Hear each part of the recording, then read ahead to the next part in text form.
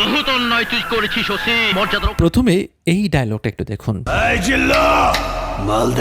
এবার এইটা দেখুন। কি কোনো পার্থক্য কি বুঝতে পারলেন? পার্থক্যটা পরিষ্কার। একটাতে ছিল শক্তিশালী প্রেজেন্স, যা শুনলে মনে একটা ভয় কাজ করে, আর একটা তেমন ইফেক্টিভ নয়। শুধু একটা ডায়লগ দিয়ে একজন নায়ক পুরো সিনেমা হল কাঁপিয়ে দিতে পারত। আজকের দর্শকদের কাছে বিষয়টা হয়তো একটু বাড়াবাড়ি মনে হতে পারে, কিন্তু আচ্ছা, সত্যি বলতে বাংলা সিনেমায় এমন একটা সময় ছিল যখন কিছু নায়কের কণ্ঠস্বরে ছিল তাদের সবচেয়ে বড় অস্ত্র। তারা যখন রেগে গিয়ে একটা ডায়লগ দিতেন তখন মনে হতো শুধু ভিলেন নয়, পুরো পর্দাটাই কেঁপে উঠছে। আজকের অনেক নায়ক অভিনয়ে ভালো, লুকে ভালো, ফিটনেসে দুর্দান্ত, কিন্তু একটা জিনিস কোথায় যেন হারিয়ে গেছে, সেই গর্জন, সেই বজ্রকণ্ঠ, সেই ডায়লগ ডেলিভারি, যেটা শুনে দর্শকদের শরীরের লোম দাঁড়িয়ে যেত। কিন্তু প্রশ্ন হলো, বাংলা সিনেমা থেকে কি সত্যি সেই জিনিসটা হারিয়ে গেছে, নাকি আমরা শুধু নস্টালজিয়ায় ভুগছি? আজকে সেটি খুঁজে বের করার চেষ্টা করব, কারণ বাংলা সিনেমার ইতিহাসে এমন কিছু নায়ক ছিলেন যাদের ডায়লগ শুধু সংলাপ ছিল না, সেগুলো ছিল একটা অনুভূতি। তো চলুন শুরু করা যাক। প্রথমে আসি আমিন খানের কথায়। 90-এর দশকের দর্শকদের কাছে আমিন খান মানে ছিল রাগী, আত্মবিশ্বাসী এবং দৃঢ়চেতা এক নায়ক। তার অভিনয়ের সবচেয়ে বড় শক্তি ছিল তার ভয়েস কমান্ড।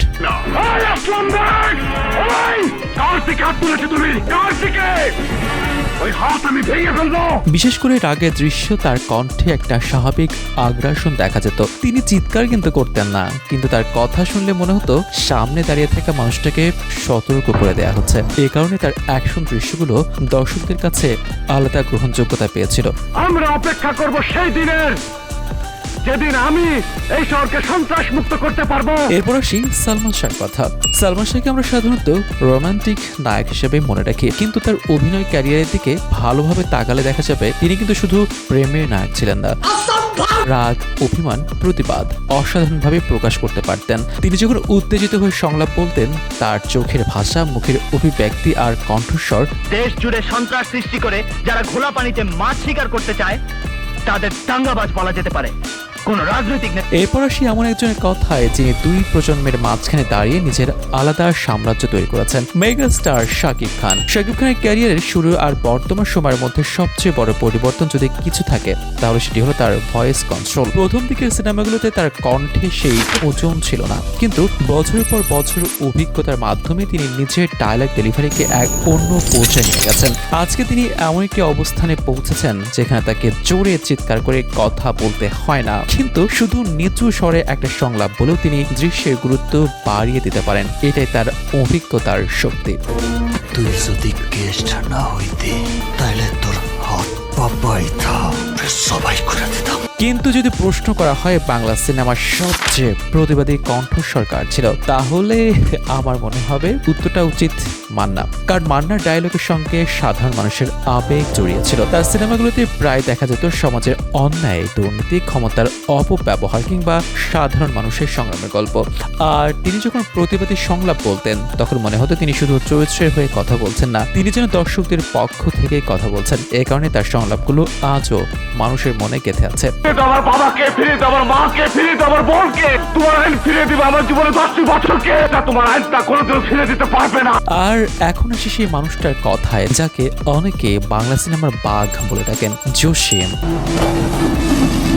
সত্যি বলতে জসিম ছিলেন এক ভিন্ন ধরনের উপস্থিতি। তার অভিনয় সবকিছু নিখুঁত ছিল কিনা সেটা নিয়ে বিতর্ক হতে পারে, কিন্তু তার স্ক্রিন প্রেজেন্স নিয়ে কোনো বিতর্ক কিন্তু নেই এবং থাকা উচিত না। তিনি যখন পর্দায় আসতেন তখন মনে হতো একজন মানুষ না, একটা শক্তি এসে দাঁড়িয়েছে। তার গলার ওজন, চোখের দৃষ্টি আর শরীরের ভাষা মিলিয়ে তিনি এমন এক ধরনের ভয় তৈরি করতে পারতেন যা আজকের সিনেমায় খুব কম দেখা যায়। তিনি যখন ভিলেনের দিকে তাকিয়ে ডায়লগ বলতেন তখন দর্শক জানতো এখন কিছু একটা ঘটতে যাচ্ছে।